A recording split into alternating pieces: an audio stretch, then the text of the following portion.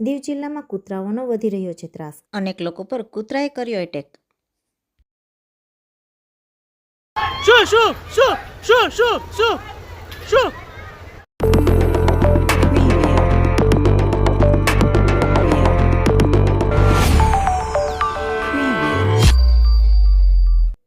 કેન્દ્રશાસિત પ્રદેશ દીવ જિલ્લામાં છેલ્લા ઘણા સમયથી કૂતરાનો ત્રાસ દિન પ્રતિદિન વધી રહ્યો છે.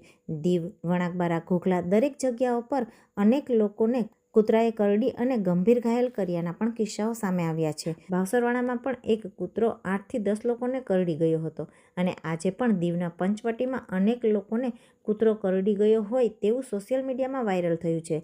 તો દીવના વણાકબારામાં પણ એક કૂતરો હડકાયો હોય અને લોકો પર અચાનક હુમલો કરી તેના વિડીયો પણ વોટ્સએપમાં વાયરલ થયો છે અને લોકોમાં ભયનો માહોલ સર્જાયો છે.